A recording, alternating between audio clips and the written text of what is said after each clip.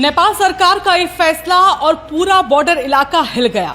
जी हां, अब अगर आप भारत से नेपाल कोई भी सामान ले जा रहे हैं और उसकी कीमत 100 रुपए से ज्यादा है तो आपको देना होगा भंसार यानी कस्टम ड्यूटी, चाहे वो सब्जी हो, कपड़ा हो या रोजमर्रा का सामान। अब हर चीज पर लगेगा टैक्स। एक वक्त था जब सीमावर्ती बाजारों में नेपाली ग्राहकों की भीड़ उमड़ती थी, लोग ट्रॉली भर भर कर सामान खरीदा करते थे, लेकिन अब वही बाजार वीरान पड़े हैं। भारत की सीमावर्ती बाजारों, खासकर लोकही इलाके में अब दुकानदार ग्राहकों का इंतजार करते करते थक चुके हैं। छोटे दुकानदारों की आंखों में चिंता साफ दिख रही है, क्योंकि उनका कारोबार काफी हद तक नेपाली ग्राहकों पर टिका था। तो क्या ये सिर्फ एक नियम है या फिर ये एक आर्थिक झटका है जो दोनों देशों के रिश्तों को भी प्रभावित कर सकता है? नेपाल के अंदर भी हालात शांत नहीं है। नेपाल की राजधानी से लेकर सीमावर्ती शहरों तक लोग अब इस फैसले के खिलाफ सड़कों पर उतर आए। बालेन शाह की सरकार के इस आदेश के खिलाफ विरोध तेज हो गया है।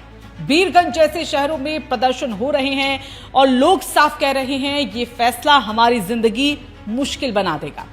सीमा पर रहने वाले लोग सालों से भारतीय बाजारों पर निर्भर रहते हैं।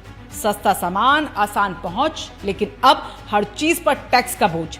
भारत और नेपाल के रिश्ते सिर्फ राजनीतिक नहीं है, ये रिश्ते हैं रोटी बेटी के, ये रिश्ते हैं संस्कृति और परंपरा के। लेकिन अब सवाल उठ रहा है कि क्या एक नियम इन रिश्तों पर भारी पड़ सकता है?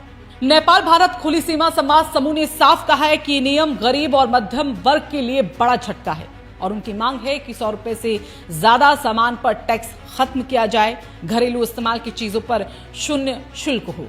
और अब सीमा पर सिर्फ सामान ही नहीं बल्कि लोगों की आवाजाही भी आसान नहीं रही।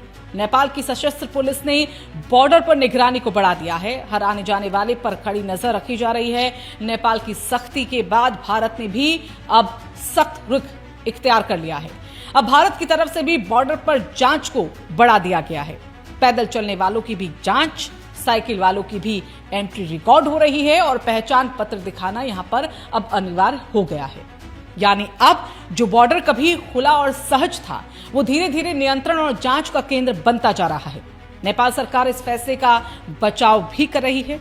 सीमा शुल्क विभाग के जो अधिकारी हैं, उनका ये मानना है कि ये कदम तस्करी रोकने के लिए जरूरी है। छोटे छोटे सामान के जरिए बड़ी तस्करी होती है, और लेकिन अब इसके साथ ही ये सवाल भी है कि क्या तस्करी रोकने के नाम पर आम लोगों पर बोझ डालना सही है? क्या छोटे दुकानदारों की रोजी रोटी की कीमत पर यह फैसला जो लागू किया गया है जायज है? एक दुकानदार जो रोज मेहनत करता था, आज उसकी दुकान में सन्नाटा है। एक ग्राहक जो रोज सस्ता सामान खरीदा करता था, आज वो मजबूर है। और एक बॉर्डर जो कभी रिश्तों का प्रतीक था, आज वो तनाव की रेखा बनता जा रहा है। और सबसे बड़ा सवाल, क्या नेपाल सरकार अपने फैसले में बदलाव करेगी? क्या भारत नेपाल के बीच व्यापार फिर से सामान्य होगा, या ये सख्ती दोनों देशों के रिश्तों में एक नई दूरी पैदा कर देगी? सीमा सिर्फ जमीन की रेखा नहीं होती, वो लोगों के जीवन, रिश्तों और साथ ही रोजगार की डोर भी होती है। और जब उस डोर पर सख्ती की गांठ लगती है तो असर सिर्फ बाजार पर नहीं दिखता, बल्कि लाखों जिंदगियों पर भी इसका पड़ता है।